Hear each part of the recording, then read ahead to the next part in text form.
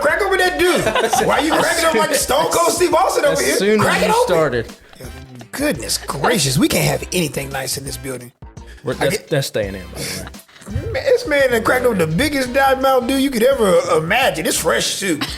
He may be pissed off here in like 5 minutes once I start dropping these hot takes. Take after take. We're back, folks. Nah, you can't see us, but you can hear us. That's all that matters. We're in your heart. As we have a special guest here today, one producer, Pat. It is none other than the one, the only, making her debut on the ones and twos, Kaleigh Tingelstad. Kaleigh, sports anchor here at WAFF, joined the crew at the end of July? Was that when did you join? August? I don't know. August, beginning of August. We'll just go with there. It's been a month. I don't know what. I don't know. A what month days. today, actually. What is today? It's almost like you're the boss. You should probably know when she started. Listen, dude. I don't even know what did I even eat this morning. 3 eggs. That's what I had. A little hot sauce. Scrambled? Absolutely. Can't do. She's I don't know if you know this or not about the egg situation. First of all, I don't know if I can really trust her because of this. She likes a runny egg. Love a runny egg. Yeah. That is a, you think about trust. Are you doing that like on toast or just by itself? Yeah, and if you mix avocado and cottage You cheese are disgusting. on sourdough toast with an easy egg, See what I'm saying? it's amazing. It's a new age kiddos these days. It's all the avocados and the toast and We good. Just do the scrambled egg. That's all. Not a big You can really just put scrambled salt and egg. pepper on it if you want to. Put some hot sauce on if you want to. I don't care if you want to put Ketchup on on your That's fine. I don't care. scrambled eggs. It's not my thing. But no ketchup. a little hot sauce. Hot sauce or cheese every once in a while. I put cheese in my eggs. Still forgot about that. I'm growing on hot sauce. Never raised on a hot sauce diet, but we're expanding our palate. So I got some truff hot sauce. You like seasonings? Yeah, just I'm not good with spice. I'm a baby to spice, Oh, Lord. but I'm working on it. Getting better. That's all you can ask for is working on it. I know we are working on. We've got 2 weeks of college football, and we really should say 3 weeks. I know y'all don't want to count week 0, but there were some football games in week 0. What we do know is that we're in the thick of it. College football here in the across the country, the Southeastern Conference as well. I'll just go around the room. Ladies first, because we're gentlemen. We've been called worse. I have been called worse, Yeah. but we are gentlemen at heart. 10 minutes ago, I've been called worse. Kaleigh, just your initial as a Oklahoma grad, Boomer Sooner. Yep. Your thoughts about just the first 3 weeks of college football? Anything that stood out to you this season? I mean, it's just been jam-packed. I feel like every Saturday my head's spinning, watching all these games, trying to keep track of all these games. I think learning a lot in these first 2 weeks with the stack of the season, especially week 1, having a lot of top-ranked games that you usually don't see in week 1, even last week seeing some good games. But I think just seeing how things are shaking out, it's a new era of college football that we've been living in the past couple of years with NIL, transfer portal. You're not going to have these dominant teams that you've had in the past years. So, I mean, just seeing that shake out, seeing, week 1, Alabama on the road at Florida State, how they played, and then, being at home the following week, playing, not as tough as opponent by any means, but seeing that 73-0 win, shaking out, okay, well, that looks like the Alabama that fans have known over the last couple years. So I think it's just kind of a watching game right now, seeing, the rankings, seeing where these teams lay, what they look like. Auburn's had a great 2 weeks, but again, not facing their top opponent. So I think, conference play next week, going to be interesting to see a lot of ranked teams in the SEC per usual. So that's what I'm looking forward to the most. Patrick Akers, anything that's stood out to you across not only the Southeastern Conference, but college football? Yeah, you don't have the courage of your convictions after an entire summer of hyping up Florida State. We come on the preview show. You don't pick Florida State. That's what I wanted you. That's how you drew. You came right into my lair. Listen, continue. That's it. And then you don't pick them. And then look at them. Turns out in 2 months they might be a playoff team. Hold on, player. What did I say when for 6 months? Yeah. What did I tell Alabama fans? You told people it's going to be a struggle and that they might lose. But I said they might lose. Who did you pick? Of course, I picked Alabama. Okay, so there you go. What did I say before that? What did I say? I said that this was going to be. I would not be surprised on Monday that they have lost the game. Right. I even said, yours truly did not have the courage of his convictions to pick said Florida State. But why am I surprised that I've been legitimately telling everyone they should be scared out of their mind that they're either going to there was no blowout in this whole thing. I know somebody in this room said there's going to be a blowout. Yeah. That's what I heard. Bro, I'm just on vibes. Hold on. Vibe guy over here. Do you know what else? Hold on. Kaleigh Tingelstad. Do you know it? Because he knows where I'm going with this. Do you know what else I heard? There's a coach in Baton Rouge, Louisiana. He goes by the name of Brian Kelly. I have been told countless times. Yep. He cannot win big games. He's not a top 10 coach. And he's overrated. Now, I've been told that he's a terrible human being. Has nothing to do with inside the lines that of one's college true. football. That one is true. We're talking about football. We're talking about football, but that one is true. Bad guy. Before we go any further in this whole terrible shooting match, this is what I want to know. Were you wrong about Brian Kelly? I don't think I'm wrong. I think the jury will be out because if they get to the end of the season and have either missed the playoffs, which they could do given the rest of their schedule, if they have a monumental failure in the first or second round of the playoffs, I still think I'll be correct. Hold on. You think any LSU fan worth their salt are going to be upset that they lose in the first round of the playoffs? Depending on who they lose to and how they lose, yeah. No chance. We act like LSU was in the doldrums. There's a national championship banner from 2019 there. Yeah. You know who else won a national championship 4 years prior to that? His name is Les Miles. Both of them are no longer here. Right. Who cares? They got him. Fantastic.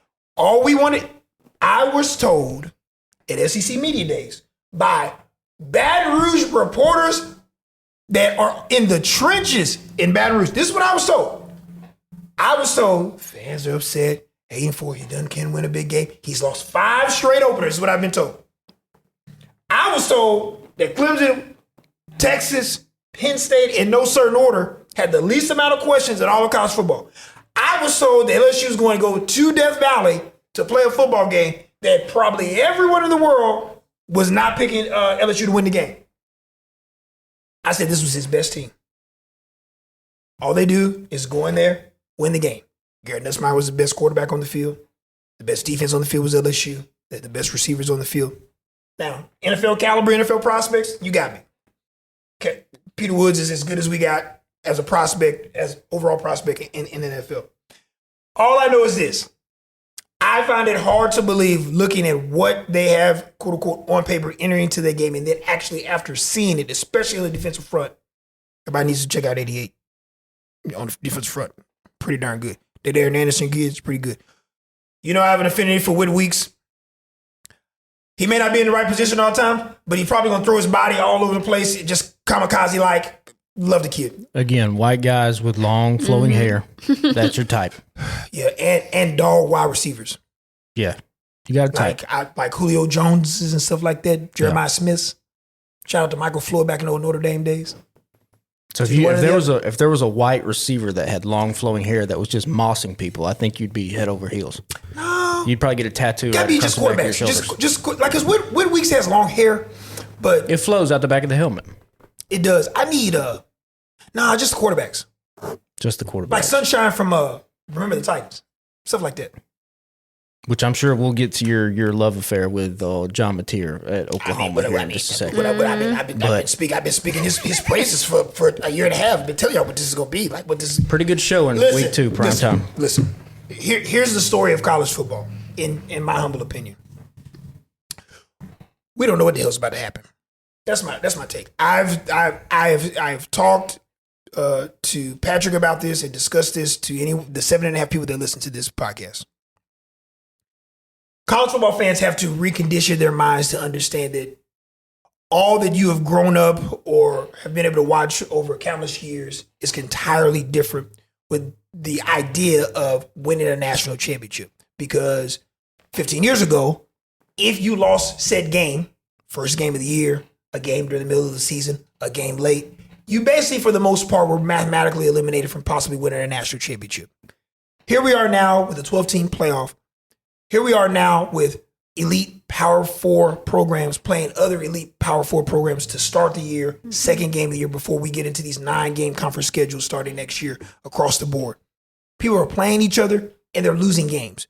What's going to happen is that as we get into October, when the first rankings are revealed, and as we get into late November and before Selection Sunday, the first Sunday in December, what's going to happen is that you're going to have teams that are going to have 1 loss, 2 losses, 3 losses, and there are going to be some instances once we go to 16, that teams are going to have 4 losses.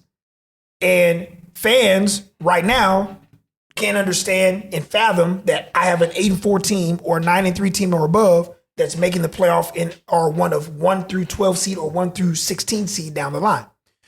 There will come a time in the next 4 to 5 seasons, once we all kind of become conditioned to understanding it is okay to go play said very tough opponent on the road, or they come to you at home or on said neutral site and I win and or lose. You will get credit for playing said teams as they were when you played them.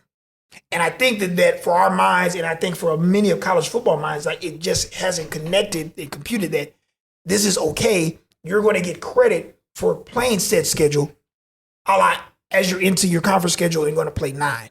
It's imperative for you to play your non-cons that you have, the 2 and or 3 that you have, at least 2 of the 3, go play someone. And then you're able to have a strong case resume-wise to be able to get into the college football playoff. Now that we have that, now that the casual fan, outside the diehard fan, they understand that we have a way that we construct a champion. We're not having media members pick teams that are going to be in the national championship. And much like the NFL, the reason why the NFL is so wildly popular with just the casual fan, everyone knows there's going to be teams that make the playoffs. Everyone knows there's going to be a lot of teams that are going to be 4 and 6 win or 500 teams that can potentially reach the playoffs or win your division. But we all know there's a formula for you to go to the playoff, and there's going to be a Super Bowl. And I think that's what college football is going to be about. And I think that's why it took a long time. It's hard for the last 24 months for college football fans to understand that. With all of that said, we don't know what the hell is going to go on because we won't have a true identity of said teams, whether you're good, bad, or indifferent, or elite, or an average, or whatever you may be, or teams with holes or flaws. And as I mentioned, Patrick, until we get to maybe week 4. I don't know. There's week 5. Stanford's bad. Stanford might as well be. If we're in Huntsville, Alabama, Stanford needs to be in Key West. Yeah, Stanford's bad. That's what they just bad. We understand that. Stanford's not even not even remotely in the conversation. You lose to Stanford, insert team here, brother, we got some problems. I'll leave it at that. They're terrible. They may be the worst football team I've seen thus far at the FBS level. But there are so many teams that have question marks, and there's so many teams that we can think on in our head. Like, we can just go around the room. Just a simple yes or no. Is Texas a national championship contender? No. Yes. Yeah. She's going to say no because she's an Oklahoma fan, but she knows in her heart, yes, they are. Yes. Yeah, I mean, they'll get better. Yeah. We're just saying, I'm basing this off of flaws, no flaws, whatever you believe. They Texas have enough talent around Arch. If he pulls it together, they can still move. Yes. But he needs to pull it together. I mean, yeah. That. Hold on. You mean to tell me their defense isn't good enough to work around here? The defense is outstanding. But yeah, I saw it in the horseshoe. Yeah. I mean, we act like that game was a blow. Everybody keeps thinking it's a blowout. No, I just don't think it was super impressive from either side. I mean, the defense played well, but also I don't. You didn't think Ohio State's defense was impressive? Oh yes, on Texas, but the Texas offense was just not clicking that game, and even with Ohio State, like they were figuring out their offensive side. So I wouldn't contribute as much to the defense, even as much as the offense figuring it out. Exactly where I'm going, KT. Exactly where I'm going, Patrick. Now, everyone thought, as I mentioned, we go into the season, Arch Manning, the Uniter of Nations. We've been talking about this guy all summer. Yeah. What did OCP say? 95 career attempts. That's all I said. I don't know. I just think that you got to play football so we can figure out what the hell you are. Mm-hmm. I don't know. We don't know. All we have a sample size of 95 attempts, a rushing touchdown at Texas A&M, a quarter and a half of decent play against a non-FBS opponent last season, a mixed bag in 4 quarters of play in his first start on the road against what many considered a top 5 team that we did know, and now we know that is a top 5 team or the number 1 team in the country. And he's learning on the job. Mm-hmm. I don't know. For all I know, he may be pretty darn good when we get into November, because I know the rest of that team is pretty darn good, especially on the defensive side of the football. I don't know that. What I'm saying is that there are a lot of teams that have a lot of answers that we will figure out, and we'll kind of understand what they are as we head into week 4 and week 5. There's obviously a lot of football to be played. I know everyone is excited about the college game. I get it. We're all excited. But you're seeing a lot of teams that you're looking at, you're saying, this works here, this may not work there. Hell, the best offensive line I've seen in college football this year is in Nashville, Tennessee, an hour and a half up the road. I just saw Vanderbilt for the first time in probably my existence absolutely try to play bully ball on the road at Virginia Tech last week and looked impressive doing it. If I tell you Vanderbilt beats South Carolina on Saturday and they're 3-0, would anybody disagree with me? No. So what I'm saying is that ultimately, I think that I get it. Preseason polls are fun. We love them. It's something for us to talk about in the summer. But I just think the identity of said teams, especially with these offensive lines that are absolutely been putrid across the board, blocking, we're going to see we got a lot of football to be played. That differences are going to be dramatic with teams as we head into week 3 and week 4, which leads us into, we have to talk because it's been the most important topic in this state and the Southeastern Conference and really the country for that matter. Your thoughts on Alabama after 2 weeks of play, and they're hosting Wisconsin. KT and I will be there on the field on Saturday. Your thoughts on Alabama? Do you believe they will have any issues, some issues, zero issues with Wisconsin, or is it TBD as they prepare for this contest, Patrick? So listen, it's bad right now. Okay, we got people that are getting Powerball tickets that say if they win, they're going to pay Kalen DeBoer's buyout and get him out of Tuscaloosa. Before you say anything else, was this a young lady that said this about the paying the buyout? Young lady, no, I mean, it was a woman. It was a woman. Yeah. Woman, man, yeah, boy or girl. Y'all at y'all's rabbit, you know what mine's. If you think I'm gonna spend $67 million of my monies to buy out whomever, I don't even know if I'm buying my mama or daddy for out there trying to buy that $6-7 million. What? Well, she said she would send a check, personally deliver it to Tuscaloosa. Man, I wish I might. Go ahead, man. But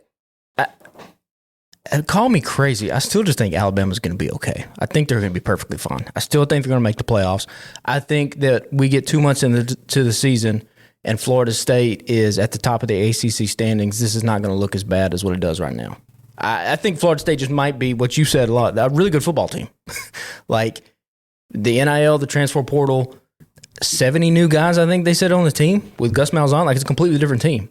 And Tony Elliott playing defensive coordinator who had a masterful game plan first game. Mike Norvell giving up the play calling duties to Gus Malzahn so he can focus on other things. Thomas Castellanos is climbing up the Heisman Trophy Deuce rankings. Robinson's like 6'8", catching touchdown passes. Squirrel White from Tennessee. So like it's not going to look bad if Clemson's in the ACC championship game. Now, Bama's going to have a tough schedule because I think Auburn's going to be pretty good.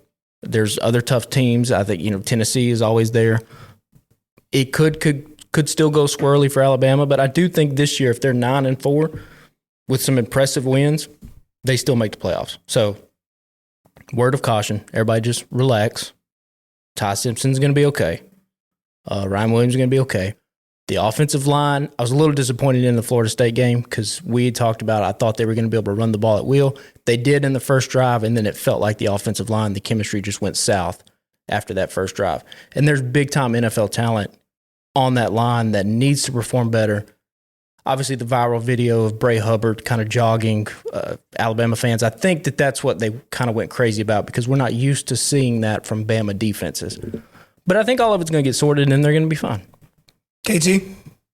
Yeah, I agree. I mean, Florida State's been working on what they have on the field now for the last 2 years. They took that no exception into the playoffs very to heart, and then they had an awful season last season, and it's just all been for this season and to have a start like they did. So that's just all on Florida State's side. And then Alabama, I think they did bounce back last week. Yes, not a super tough opponent, but Ty Simpson out there setting SEC records with the most incompletions or completions without an incomplete, 17 for 17. So they're already kind of on that trend. I think it was, are they taking it seriously? And they looked pretty serious on Saturday night. So I think they're trending in the right direction. It was just, they weren't prepared for. They looked good on the first drive when the drive that they scored on, and then from there it just pretty much fell apart for Alabama. And then the snippets that I've seen from last week's game and the score and the records that were done there, I mean, they look fine to me. I think this week will be a step up from last week's opponent. So it's just seeing, are they trending in the right direction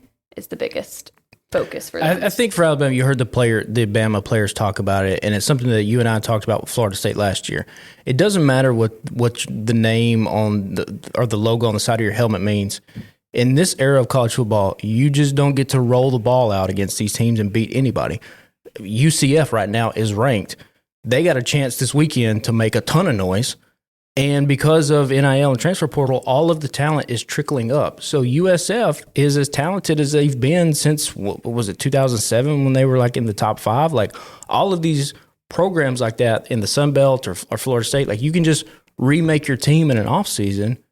And you know, mean to tell me the dudes down in Tallahassee like aren't hungry? The ones that stayed from last year, the 2-win season, aren't trying to make a name for themselves this season. So like, I think a lot of that is too is like, yeah, you're Bama, but that doesn't mean anything anymore. My biggest issue with Alabama the first week, just to be brutally honest, and it had nothing to do with caliber player, prospect. We know they have immense talent within their roster. It's just effort.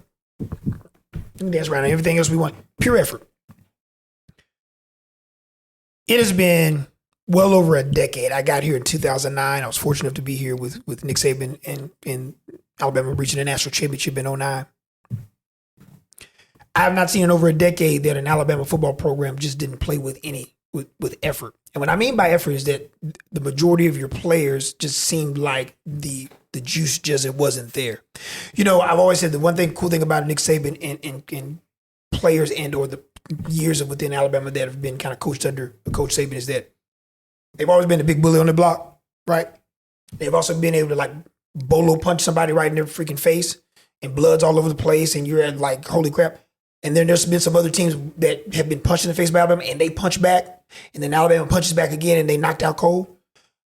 I hadn't seen, this is the first time in quite some time that I just hadn't seen Alabama punch first. And when I mean punch first, it set a tone early. Even last year in the midst of the highs and the lows, arguably, Alabama may have played the 2 best quarters of football that I've seen from any football team all year last year in the Georgia game. The game against LSU, like the energy and the effort that was displayed was impressive. Yeah, has it been inconsistent? Yeah. But I will tell you, any football coach will tell you, we're worth their salt. If I'm just getting the effort from my guys, all of the other things can be correctable. Yeah, you may not run fit this well, your balance, your pad level may not be great here. But if the effort's great, I can figure the rest of it out. But the mere fact that I'm sitting here watching guys, not only, you know, you mentioned the Bray Hubbard deal, but I'm watching guys just get absolutely pancake flattened on their ass is alarming to me. From watching just the film, whether you watch the 22, whether you watch the TV copy, it's very prevalent. Listen, Deontay Lawson, I think is one of the best human beings I've been fortunate enough to be just around from a peripheral. He's a good dude and he's a hell of a football player. Yes, do I think that he is still coming back from his knee? Yeah. But people keep talking about this, oh, well, Kane Womack's defense, that's the reason why it's just not. No. I saw a 4th and 1 where he was sitting in the hole and could have stopped turnover on downs and got ran over. Those have nothing to do with schematics. You just got ran over. I'm just not used to seeing an Alabama linebacker or someone of that ilk have that happen to them. Yes.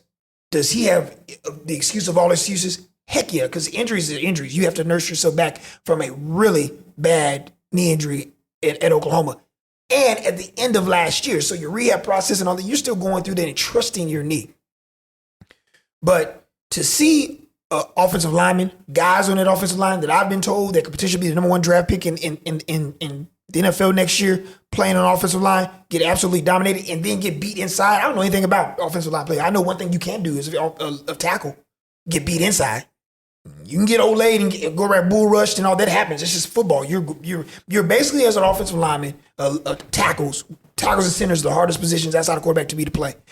You're asking to go backwards and stonewall somebody against their will with momentum coming forward.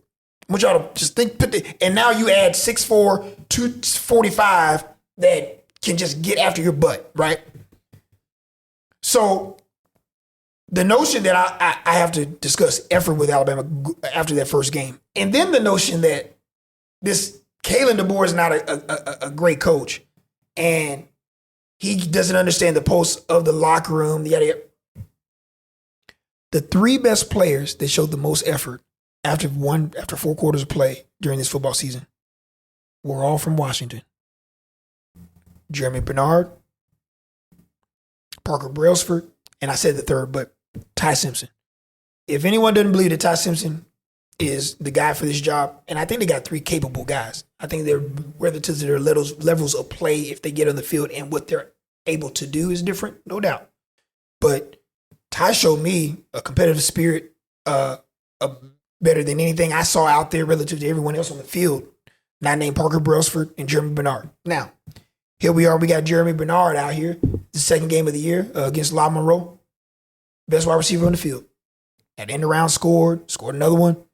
Ty Simpson, as you mentioned, 17-17 to start the year, start the game.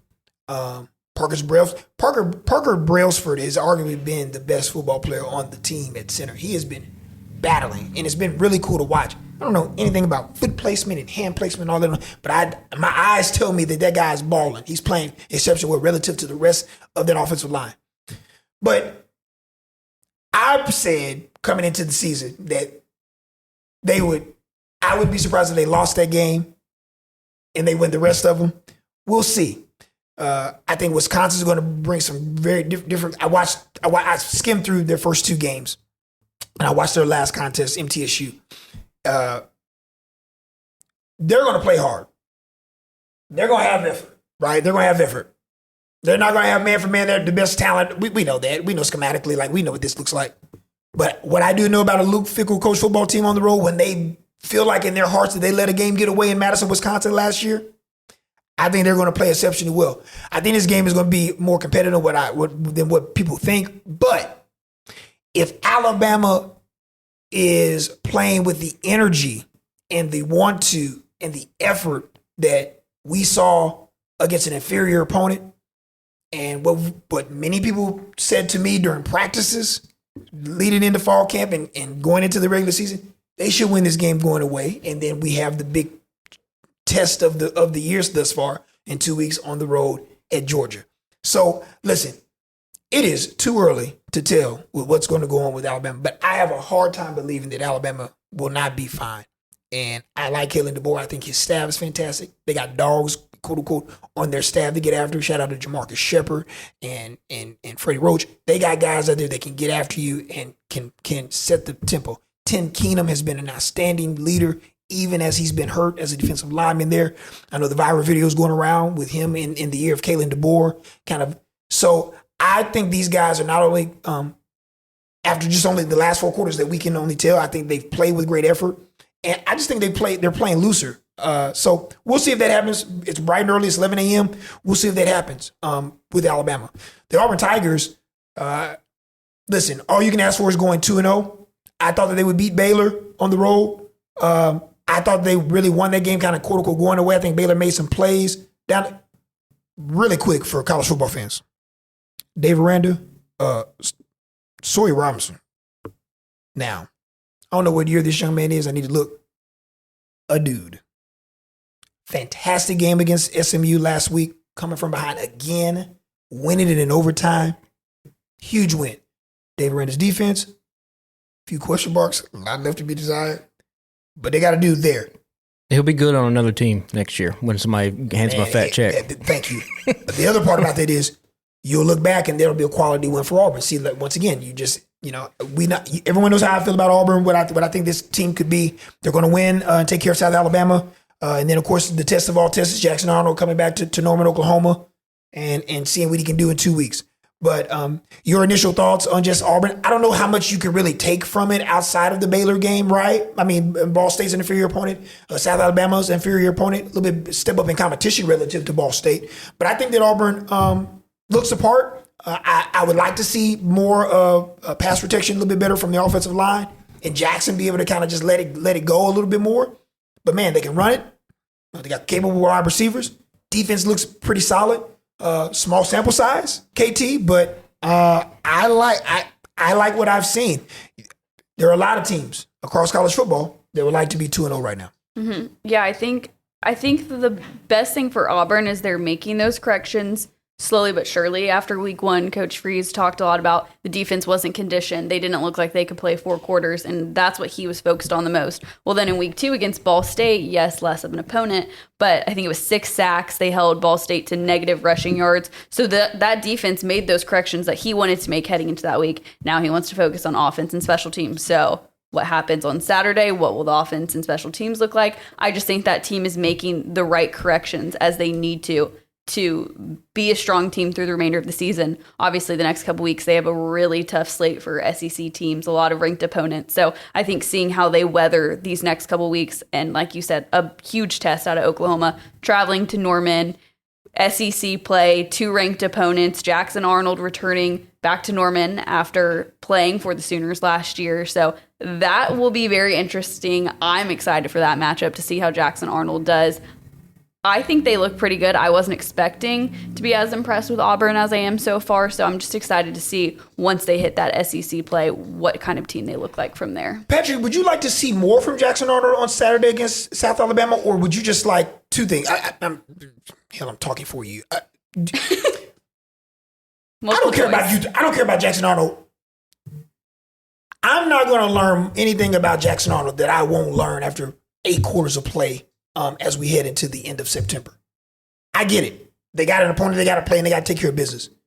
But what say you about Jackson Arnold relative to his development, his mental development, as they head into kind of to the thick of things with that trip to Norman in 2 weeks? I think it was big that he had the type of game he had against Baylor at Baylor.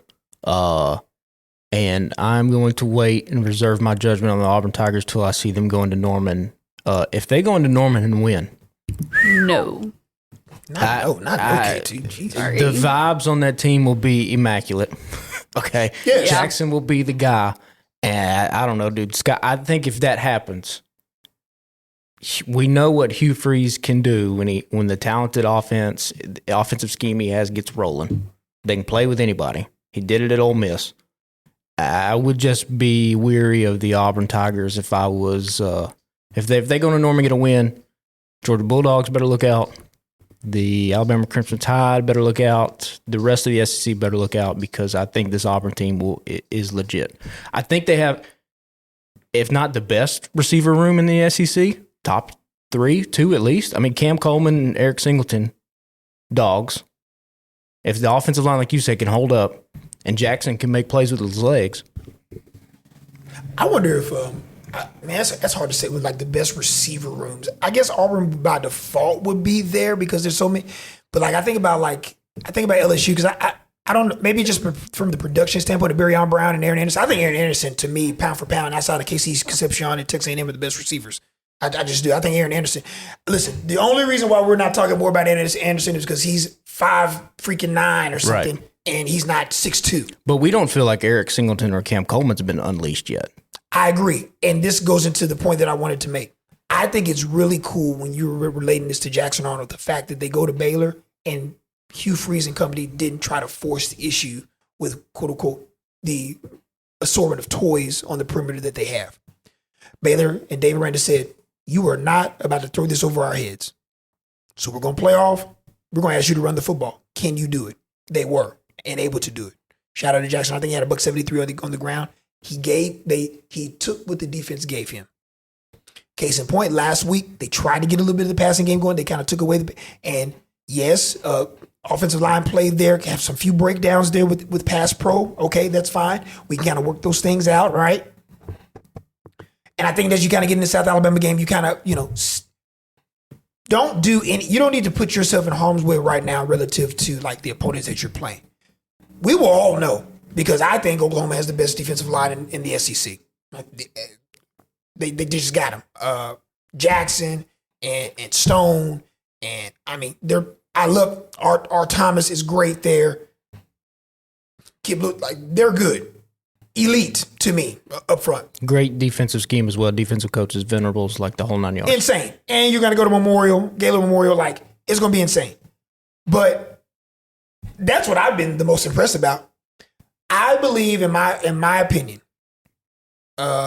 that last year, I believe Auburn and Hugh Freeze wanted to show some of the assortment and the things schematically they are able to do, and instead of just, once again, allowing what works to work. You had Jarquez Hunter, probably could have won a handful of more games if you run the football more, didn't put it in the hands. How many times did we come in this podcast last year and be like, why is Jarquez touching the ball 8 times? What are we doing? What's happening? What are we doing?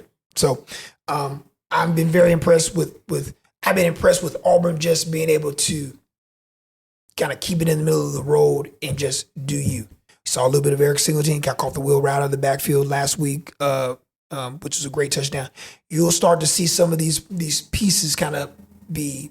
I mean, I think they're going to throw the kitchen sink in Norman in 2 weeks against Oklahoma. Yeah, and I think, listen, everything. let's just be real. Like any competitive person, like you're going to have some added motivation. There's a place that quote unquote, really didn't want you, let you walk out of the door. I mean, KT's spent 4 years of her life there. Like she gets it. Like that guy's going to be locked in. That may be his best game of the year for all we know, right?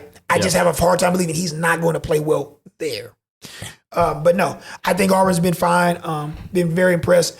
I want to switch gears to give me one team not named Alabama and Auburn that you've been impressed with within the SEC, and a team you've been disappointed with so far in the SEC. Patrick, I'll start with you.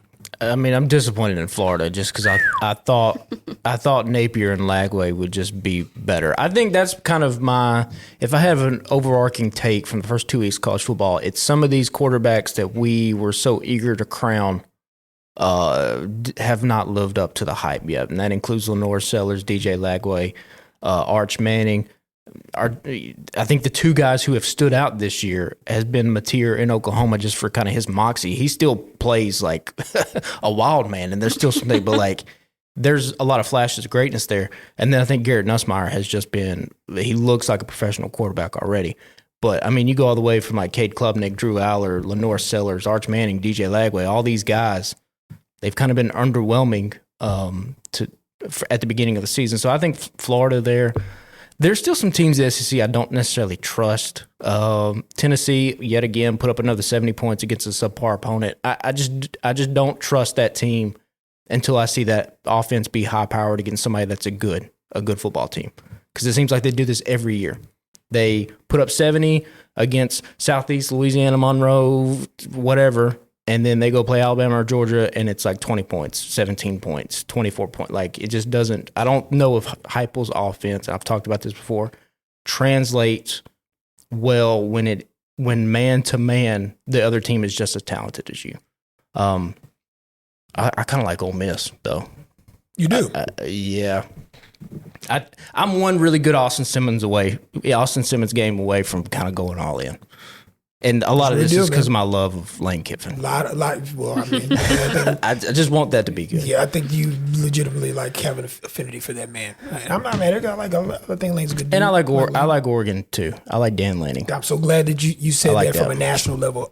So I will say, team I've been most impressed with after 2 weeks within the league, I'm going to give the edge to LSU, and the only reason why I'm going to give it to LSU is because you just had such a monster win on the road at Clemson and won the game. And they might just have the best player in the country. And they legitimately may have the best player in the country.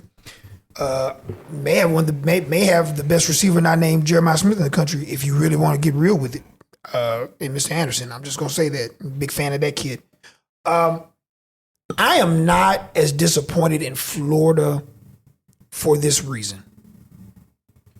It goes back to kind of I love college football, so I do my very best to try to watch the country, right?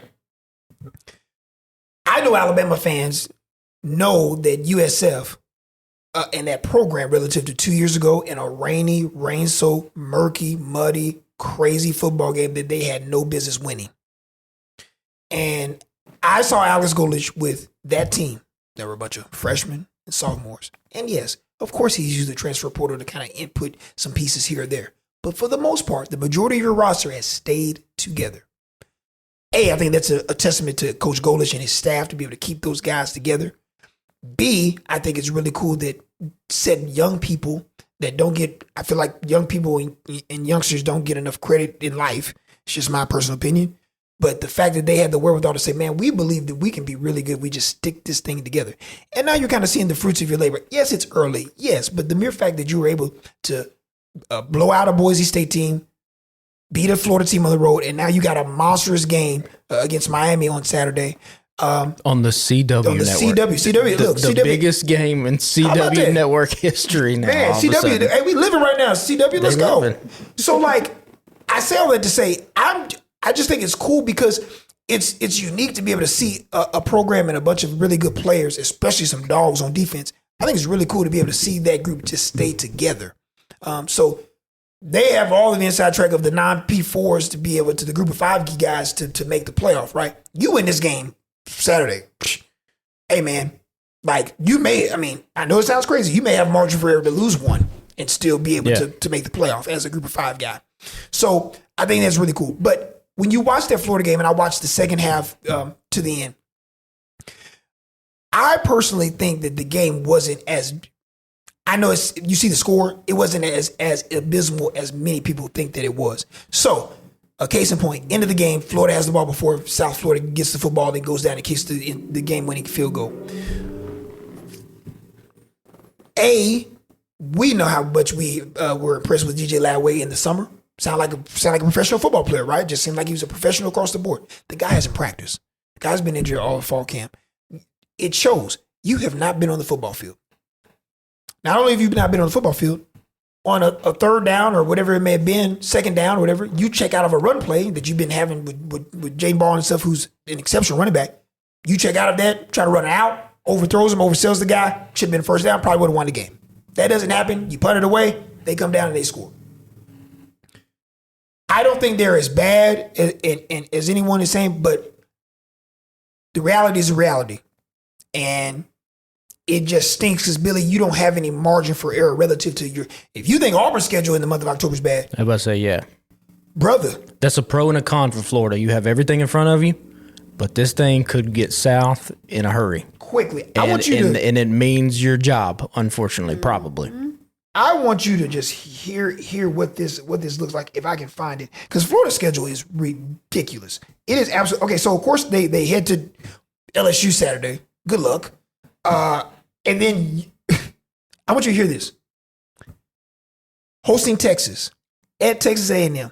Mississippi State is going to be 3-0 after this week, after they beat Alcorn. Mm-hmm. That is the month of October. And then, no big deal, first Saturday in November, you got Georgia and Jacksonville. He may not be here in October. He might not. There might be a 1 in that win record. I don't know if this is the case. October. I'm just saying. Now, all can be forgotten. You go into Death Valley and you win that game. And that's what I'm saying. Like, everything's in front of me. And it would not surprise me if we come back in here next week and like, man, DJ Ladway balled out and they went and got a win against LSU. There's a lot of paths to victory for Florida. Let's be real here, right? Yeah. So I just don't think it is not as bad as it seems, but there is a reality to it all, Patrick. Like, I mean, I think Billy is like 500 after, his tenure at Florida. So it's not good. But you see some of the things that give you some encouragement. But, man, it's hard if you're a fan or a Florida fan to like look at this and say, man, especially when you had a game that you could win against a really quality opponent, to be brutally honest. So we shall see with the Florida Gators. So, yeah, I would just say either LSU and or Oklahoma are the two most impressive just relative to who they played and how they've been able to play those games. It's like Oklahoma has the same situation. KT can attest to this. Like their schedule is brutal as can be. Mm-hmm. But they got a guy quarterback. Their defensive line is outstanding. They got some young guys on the back end. Coordinator. OC John Mateer and Coach Arbuckle. They came hand in hand together from Washington State. So they get it. Those are the two that I like the most thus far. We shall see what this looks like. And then I'll tell you, listen, Clark Lee and Vanderbilt, I want everyone, I don't care if you can find the game, whether it's YouTube or it's ESPN Plus, go back. I just want everyone to go back and just watch the game from the first half and what they were able to do in the second half and how dominant they were. And I get it. Dago Pavard is awesome. He's so fun to watch. You know how I feel about Cedric Alexander as a running back? I think he's awesome. That offensive line, it is the first time in a while that I've been able to see them. I'm talking gaping holes where they're running duo and halfback, under center with holes for people to run through. So I'm interested to see what this looks like against South Carolina. Is that game? Where is this game at? Is it at? Let's see. I'm just looking really quick. If I can get out of Florida's schedule, I think Vanderbilt is at South Carolina. They are. That is going to be your SEC Network game. So I'm going to go with the courage of my convictions. I think I like Vanderbilt to go 3-0 against South Carolina.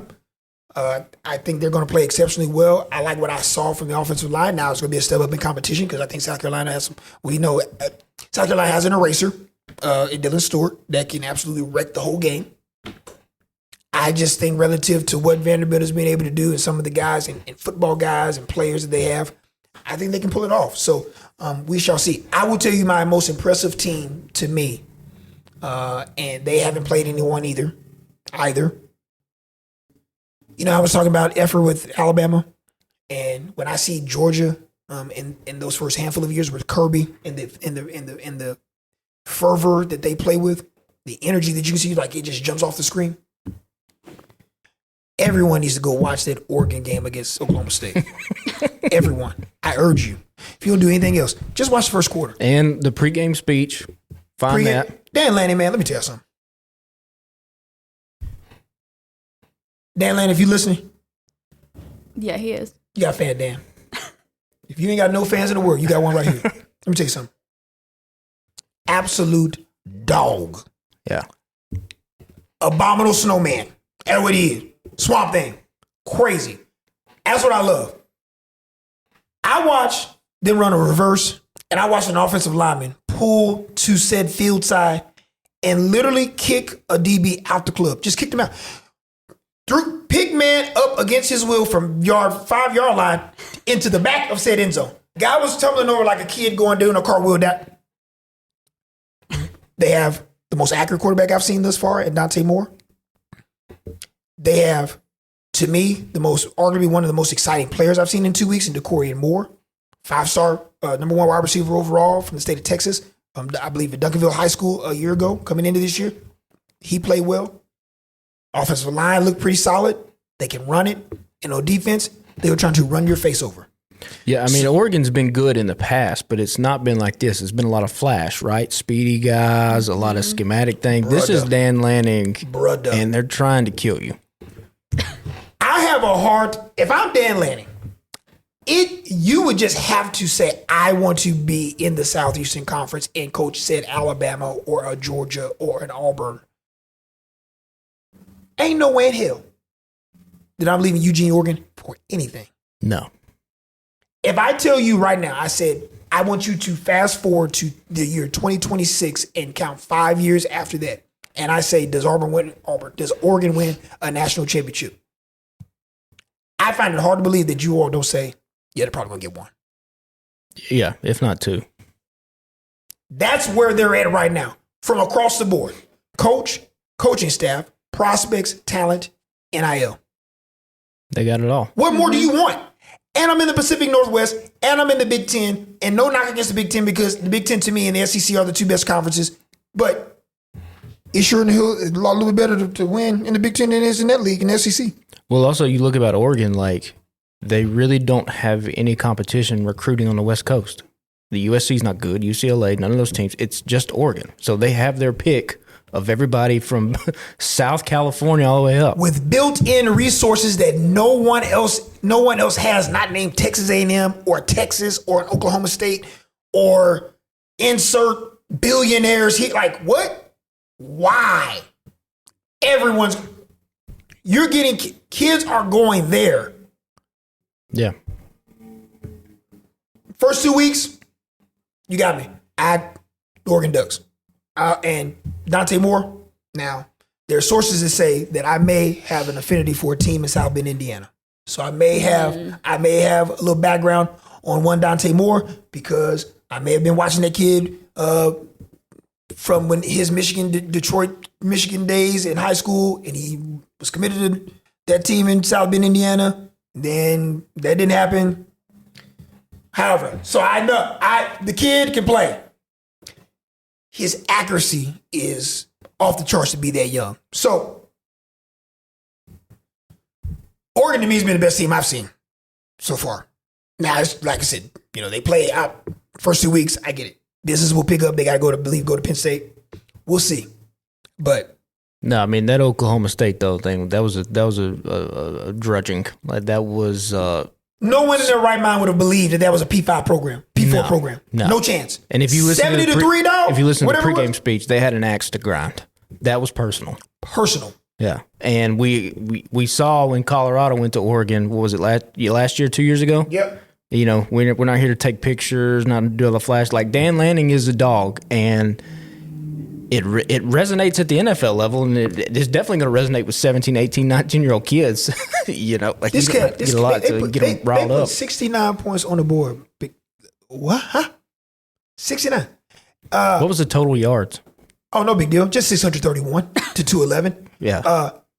They held Oklahoma State to 67 yards passing, 144 rushing yards. They only allowed I'll just say 3.4 yards per rush allowed. Oregon carried the ball, for every time they carried the ball, 8 yards a carry. Dante Moore, let's see here. Box score, Dante Moore was 16 of 21, 266, 3 touchdowns, 0 interceptions, QBR of 86. I think that's good. Yeah. I think that dog will hunt. Yeah, I mean, he only played for what, quarter and a half? Balled out. I just love everything. Listen, I just was impressed. They traveled to Evanston, Illinois to take on Northwestern. They're a 28.5-point favorite. I think they cover. Yeah. I'm gonna throw that out there too. So yeah, I'm super impressed with Oregon. Let's just go down to the whole gamut of college football games within the SEC. We'll just go around the table, just a quick picks. Okay, so look, we all agree Oklahoma's going to beat Temple. Yep. We all agree that Auburn's going to beat South Alabama. Mm-hmm. We believe that Missouri is going to beat Louisiana. Texas will be all over UTEP. I like Missouri as a dark horse too, by the way. I think that team's got some talent. Just watch out for them. I like Missouri. I do. Man, I was going to say how impressed I was with Kansas relative to the first quarter and a half of that game last week, because prior to that game, I thought Kansas played the cleanest 2 football games that I've seen from an offensive standpoint. But Jaden played well, but left some things to be desired there in the second half with some bad errant picks there. Texas will take care of UTEP. We know Mississippi State will be 3-0. Shout out to Jeff Lebby, man. Huge for that program. Yeah, and I that place was so loud on the TV. I would thank you. It was insane sound. I've been to Starkville. I went to Starkville in 2010 when Auburn won the national championship. It was a Thursday night game, and I went there. And I've been to another previous time, and legitimately, y'all, I'm not playing. And everyone will tell you if they went to Starkville. The next day, I was still hearing the cowbells in my ear. They get blisters on their hands from how hard they shake those cowbells when they're good. My man. I mean, it ain't been that loud since Dak Prescott was under center there in Starkville. I mean, that was a loud environment. It was awesome. I thought that they would win that game. I like them to win that game, and I'm just happy for Jeff Lebby because I think Jeff Lebby is a quality coach. I think he's doing it the right way. Obviously, KT has an affinity for him because obviously he was the OC for Oklahoma before he took that job. Yep. So, man, just a big win for that team. They're going to start 3-0 before they get into SEC play, so that's cool. Mm-hmm. Let's go down with the big games, okay? We need to start. Let's start with Alabama, Wisconsin. Who do you like? And just say yes or no if it's close or not. Patrick? Bama, no. Bama, no. Yeah, I agree. Oof, I will agree with you. I'll say Bama, no. Now, can we just to play devil's advocate, if they lose this game, what happens? I don't. I don't want to know. I'm done. I'm not coming on TV. Yeah. What happens? We shall see. Because here's the one thing I do know. Regardless of the outcome, I know a Luke Fickell coach football team is going to play hard. Right. Can you match that? Yeah. We will see early. An East Carolina fan, when Luke Fickell was at Cincinnati, I saw a lot of those teams, and disliked every single one of them. Every snap across your face. Yep. Shout out. There was one Marcus Freeman. There was defensive coordinator on that team as well. Mike Mickens over there. I may or may not have an affinity for a team in South Bend, Indiana. I don't know if you all know that or not. I'm just going to throw that out there.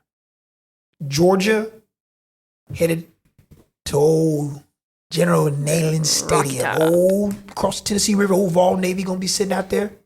College game day? I may have been over there on the Vol Navy a time or two in my life. Time of 30. Good times. May not have made it to the football game. May have. What were you doing? Praying, right? Just praying?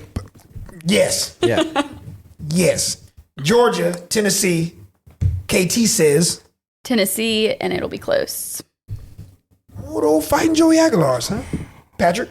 I don't like this Tennessee team. I think Josh Heupel's overrated. I think Georgia by a lot. I just think Georgia by a lot. Oh, I don't know. Yeah, I think Georgia by a lot. I like Georgia by a lot too. And I think listen, Gunnar Stockton and the quote unquote passing game has been non-existent the first 2 weeks, but it didn't have to be. But it didn't have to be. I have a lot of respect for Joey Aguilar. I think he did some. He was really solid, quality quarterback at App State. I just don't. This is a big spot for this team. Now, I think Tennessee's defensive line has not missed a beat. It's been very impressive, the rotation with those guys. You're without your two starting corners. I just think you're going to see some guys be unleashed on Saturday on the offensive side of the football. Do I think the offensive line will hold up? I do. I think they got some young guys there that can hold up. But I think Gunner's going to play well. I think you're going to see him run it a little more. And I just think the defense is going to come away with a couple of takeaways, and I think that's ultimately going to be a difference early in the game. And I think that's going to be a little too late for Tennessee, even if they try to make a run. But I like Georgia comfortably in this game for sure. Arkansas, undefeated. Taylen Green has been magnificent the first 2 games of the year. They're traveling to Oxford, Mississippi, and Vaught Hemingway Stadium to take on Ole Miss. Patrick, you think? Ole Miss, but this one's close. KT? Yeah, I'll agree with that. Ole Miss, close. This might be the best game of the weekend. It very well could be. I will give the slight edge to Ole Miss, but I think Taylen Green is going to be outstanding. If Taylen Green, a guy that not a lot of people have talked about. He's kind of been the one that's kind of flown under the radar all summer. Healthy, and has played exceptional. Great opening performance week 1. Yep, played our old A&M Bulldogs out there. Looked good. They got an OC that has a lot of experience. They win this game. And go to 3-0. Oh, Pittman gonna have a couple brewskis that night. 3-0. They would travel. They travel to Memphis the next week. They go to 4-0, and Notre Dame is coming in there the last week of the month. It's 11 a.m. game. Good luck. Boy, the moonshine will be moonshining. 9 a.m. I'm just going to throw that out there. I like Ole Miss barely, but Taylen Green, that's a takeover game guy. And he can very well indeed do that. We mentioned Florida earlier during the podcast. Florida LSU.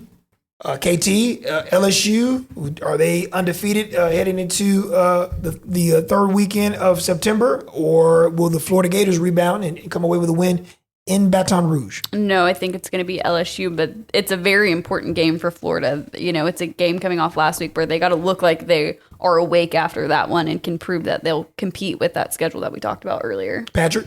I like LSU in a close one. Ooh, LSU in a close one. You believe? Yeah.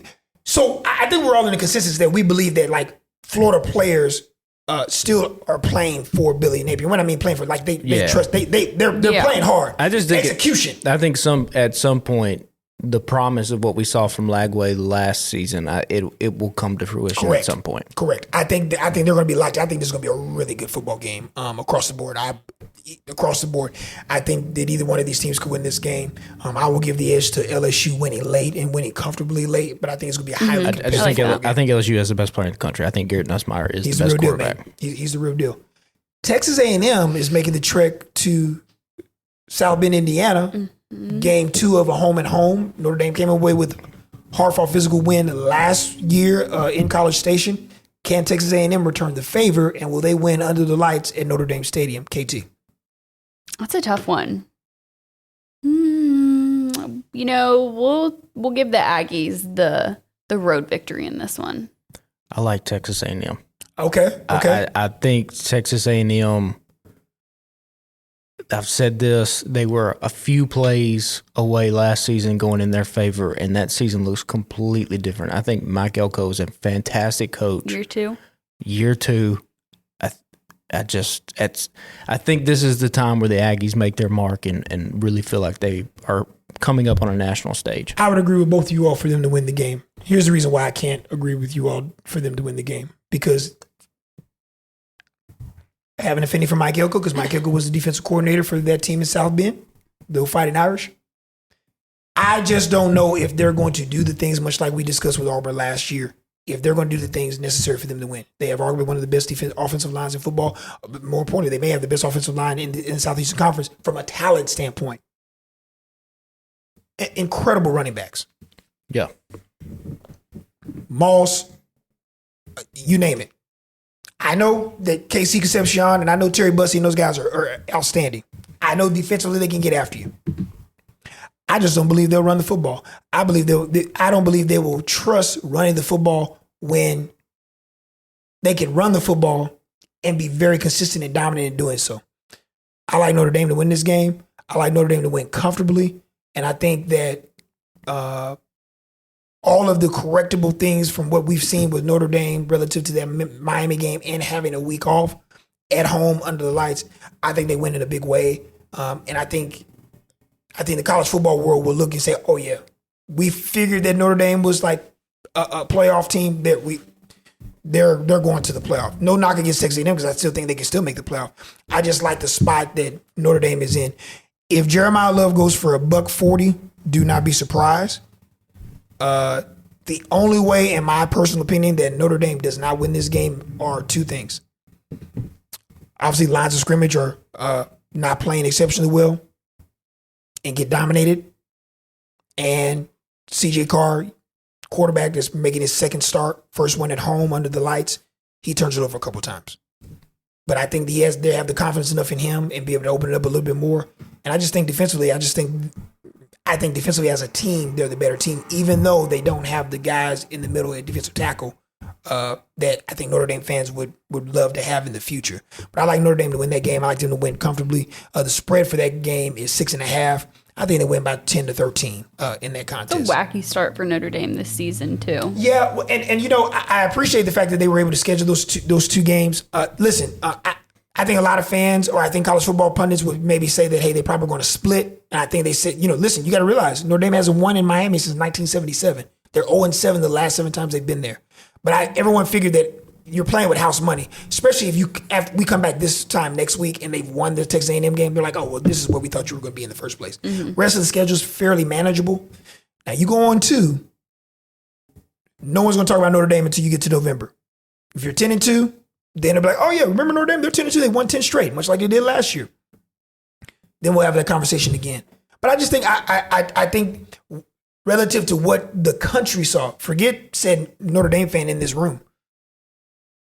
If I told someone this, someone asked me, man, what do you think about Notre Dame? What do you think about Miami? First of all, Miami's got the talent to win the whole thing. Let's just be real. Shout out to Ruben Bain, number 4, defensive end, game wrecker. Absolutely wrecked the game. Carson Beck was fantastic in that contest. And the question mark that I had with Miami heading into this game was their receivers. They got a little freshman out there that can flat out go get it. So they have all of the tools to not only reach the playoff, but win the whole thing.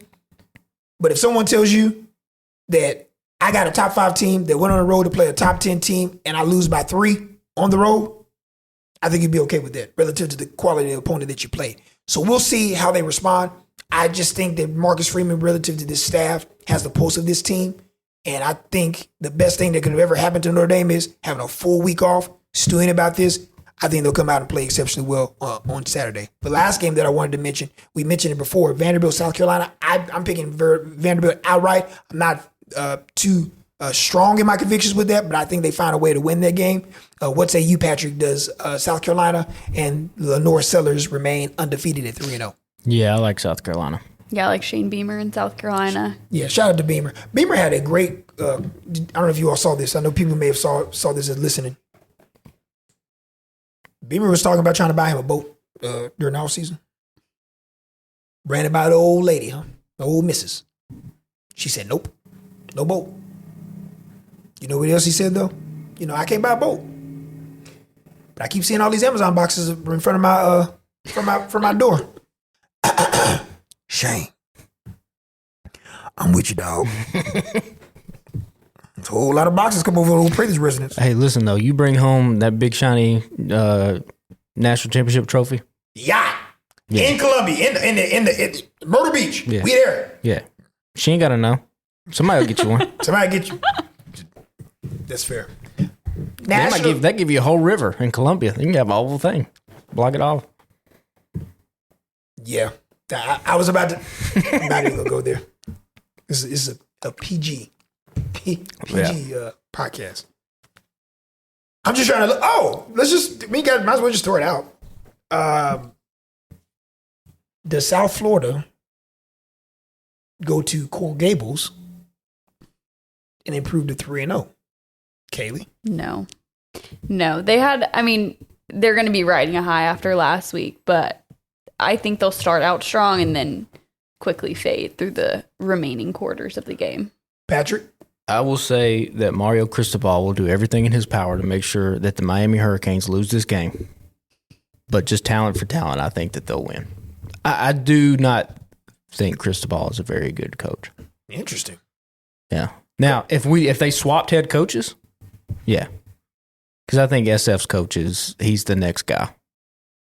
I like Miami. I think it's going to be highly competitive early on, but I think that Miami pulls away in this contest. Alex Goodrich wins this game. Whole lot of SEC programs that may be thinking about a coach. Mm-hmm. He'll be out of that American Conference. Maybe one of those. You should be able to trade coaches in the middle. Oh, see, Patrick, here we go. If you do that. If he goes 3-0, why just trade him? Trading coaches. Just trade them. Sir. That'll work out really well. Yeah, just buy. Just buy him. I'll tell you somebody y'all need to watch. Listen. I know listen, just skim through the highlights. Kyle Whittingham, I believe, maybe on his way out this year. Could be. He's got a coach in waiting. We don't know. But those old Utes are 2-0. I want everybody to go watch Devin Dampier, folks. They're 2-0. They're going to Laramie, Wyoming. They're going to play the old Cowboys. CBS Sports Network. I don't know where the hell you find it. Just find it somewhere. Watch that team. Really fun to watch. A team that no one is remotely discussing. I get it. Utah Utes. Just want to throw that out there because Devin Dampier is just incredibly fun to watch. Kaleigh, will you ever come back on this podcast again? Yeah, we'll see. It depends on my schedule, what the boss says. I wouldn't come back on this thing. Can we clear out and let me go 90 seconds on Cam Ward, please? Oh my gosh, I forgot about this. First of all, let me say my piece. This guy. Let me say my piece. Say your piece, and then I'm going to go. Let me say my piece. Sunday, I had to help coach a flag football team. My kids on flag football team. Just kind of walking through the motion. We got playbook. We got all this stuff. We got a game tonight, actually. We'll see what happens. So I only got to. I didn't see the first window of NFL games. I saw most of them, scanning them over, but the practice was at 2, so I got to watch the Niners the second quarter on, and I had on watching the Titans on the other TV. I was only envisioning Patrick Akers from head to toe. He probably had one of those. You know when you were a kid, you used to have those those logos on your cheeks and stuff. I was like, he's got to have all that. Oh, yeah. I love those. Cam Ward jersey, hat, Had it on. Yep. had all that on. Yep. Now, Pajama pants. had all that, just locked. Locked and loaded. Y'all know how I feel about Tennessee Titans. Got a immense amount of respect for my man Robbie Bourne, Dwight Sprouling, and them. Y'all helped raise a young pup back in the day when I was growing up. Used to be in that facility all the time. Shout out to y'all. Appreciate you. I want all of the best things to happen for the Titans, but y'all know how I feel about how trash the team has been the last handful of years with some really good players. Unbeknownst, whatever it may be, unbeknownst to us, they got good players, some solid. They don't have enough of them. I thought that they have a guy in Cam Ward. He goes to Denver. I was like, probably not going to win the game. They had every opportunity to win that game. Here's what I will say. Y'all got a guy. I think it's very safe to say. We all know that. But just like I told you 2 years ago, you're going to be in the top 5 again next year. I don't know where you're going to be in the top 5. You can be 1 through 5. You need talent, dog. Y'all not named the outside of the New Orleans Saints for what I've seen in week 1. Y'all may have the worst roster in football. Now, tell me if I'm wrong before I let you go on this long diatribe. I'm not long. I'm going to keep it short. The kid from Stanford, Eric Ayamore, whatever, how you say his last name? Ayamore. Ayamore. Love him. Of course, we know love Cam. What's the kid you just paid in the backfield, in the defensive backfield? Y'all paid somebody. DB. Brownlee. Like him. Big dog, that's about it. Big Jeff, love Big Jeff. And then my boy Devontae went down. Is he all right? What happened to Sweat? He went down late. I think he'll be all right. He'll be all right. Those two. So out of an 83-man roster, I think I'll take about 5 of those guys. That's fine. However, the one guy, I think you got, if you keep him upright. Because Lord have mercy.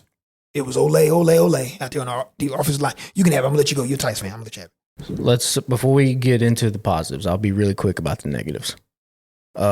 Big Jeff has a C on his chest. He cannot be getting personal fouls that allows the offense to keep going in long drives in a close game. He should know better than that. The defensive line, I thought, played their butts off outside of the stupid penalties. Devondre said, Jeffrey Simmons, that's the heart and soul of that defense. Our defense is going to be fine. We have a straight-up doofus at head coach. Whoa. And I can't wait until he goes somewhere else. Okay, dog. He doesn't challenge what is clearly a catch because he said in the post-game press conference, you have to have an elbow and 2 feet down for it to be a catch. You don't. That's just not what the rules say. The elbow down is enough. And you should know that as an NFL head coach. Also, the team just didn't know how to line up on offense. Cam Ward trying to get him into play. Come on, dog. We didn't know where to line up. Come on. The end of the game, Calvin Ridley sitting there. He's shrugging his shoulder. What are we doing? And the ball snapped. And then Ole, like you said, there it goes. Now to the positives, because Brian Callahan won't be the coach in October. If you don't play any music underneath this right here, this will be. This Cam Ward. He's everything I want. Did you cry? Oh, did you cry a little bit? I did not cry, but let me tell you, it was one drive, and I was like, okay, every question I've had about him has been answered. Poised, not rattled. He looks like the coolest dude just in the backfield. Like, doesn't even put his hands up before the ball comes. He just grabs it and then just uncorks a throw. You heard everyone from Chase Daniel to Kurt Benkert, like all these dudes on TikTok, they were all breaking down the Cam Ward tape. They all are just falling in love with it. They're like, a rookie shouldn't be doing this. I mean, tight windows, just putting in there. The talent around him or lack thereof completely let him down. We have no talent. Calvin Ridley, you used to be a Pro Bowler. I don't know what happened. I think 4 drops for him. We had like 8 drops. The fourth quarter drop, the seam up the rail. You can't have it. This is the NFL. You got to catch And that. the Denver Broncos are a good team. It's a really good defense. You're in a position to win a game and steal a game. And you let a 22-year-old down. But I have waited since old Steve McNair. Oh, my God. Okay. For a guy. Oh, my God. I've had to go through Jake Locker. I had a Jake Locker jersey back in the day. First of all, that's why I knew I couldn't trust you. That's your first problem right there. Jake Locker. Jake Locker. I talked myself into Zach Mettenberger. Remember Mettenberger? 6th-round pick? I want you to talk about who you talked yourself into that I've been trying to tell you 24 months ago. Talk about that. I talked myself into Will Levis. All right? Listen, I've told you before, I will never apologize for living life with my full heart on my sleeve. But I got a guy now This jersey's good. This jersey, Cam Ward #1 jersey, KT, is don't gonna be laugh at that. it's Don't gonna be laugh at that. solid in the closet. I ain't got to throw it out. Are you gonna wear that every Sunday? Yeah, It's like I saw this parody video and I it wore it was Saturday night. By the way, I the wore it college straight. football jersey of the NIL and transfer portal era, where you just get like Velcro letters and name letters for numbers and letters for the back of the jersey. So that's what you need. Here's perfect case Just change it scenario out every year. for NFL season for Patrick Akers. Cam Ward continues to improve, and hopefully the Titans win. I'll take 5 games. Give me 5. You ain't getting those bit though. Give me 5. I think we might could get 5. I want to see Ravens Bills AFC Championship game because it's a win-win for me. Either my love crush Josh Allen gets to go to the Super Bowl, or Derrick Henry potentially goes to the Super Bowl, who has been my favorite player You love Derrick my Henry. entire life. You do. Straight Hall of Famer.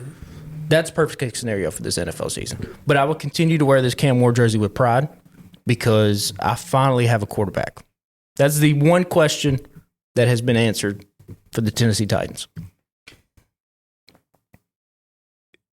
Do they win a game before the end of October? I think Cam Ward is good enough to get one of these games that they shouldn't probably have any business winning. Can they win Sunday? Yes, they can. Now, how much will the head coach get in his own way? Okay, man. Now you telling me just love, just Yeah. full of love in your eyes. And I try to tell you, I said, big dog, I said, the man has never called plays before. It shows. It shows. I've seen this movie before with another coach in the National Football League that was a quote unquote a descendant of the play caller, and it that did not work out. I hate him. I'm just being real. I hate Whoa. him. I hate him.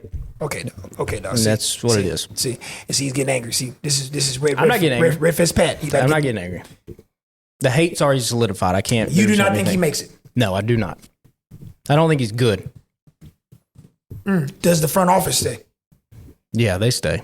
They pick Cam Ward. Correct. They get to stay. But no, the coach does not get to stay. So I got my eye out for coaching prospects. So let's be on the lookout. So if you know anybody, any offensive Me? coordinators, anybody. Hey, real quick, what's the first thing? Left tackle, right tackle. Who's the guy y'all paid from the Lions? Paid a bunch of money. Well, we got Dan Moore from the Steelers. Oh, that's okay. And they moved J.C. Latham to right tackle, who got hurt in the game, came out. That was also why. First pick, or you want an offensive weapon if possible? Whoever's Everything. You good. need everything. It doesn't everything. matter at this point. I mean, I get it. Whoever's good. But at least you got a cornerstone. We as have a long as guy. you don't get him killed. Yeah, as long as he stays upright. But here's the weird part from just watching the game. This is the reason why Burkhardt and all those guys, Chase Daniels stuff are like raving about him. Dan Orlovsky, because you can just see his team around him is not very good, and the throw and some of the throws. And here's all I need to know. This is when you know a guy is a guy, and well beyond his years. A lot of times, rookie quarterbacks take a lot of sacks with even better offensive lines than what he has. And the mere fact that he can throw it in the dirt, throw it away, has an immense amount of like Jedi feel for the game and feel for pressure. That's another thing that nobody really talks about when it comes to quarterbacks. And able to feel said pressure and be able to get rid of said football, he doesn't take a lot of sacks. No. And facing a Denver Broncos team. And facing the Denver Broncos. Every time I looked up, it looked like Nick Bonito and Just in the backfield. just in the backfield. I I was love Nick Bonito. They're just in the This backfield. Boomer I would Sooner. trade 3 first-round picks for Kevin O'Connell.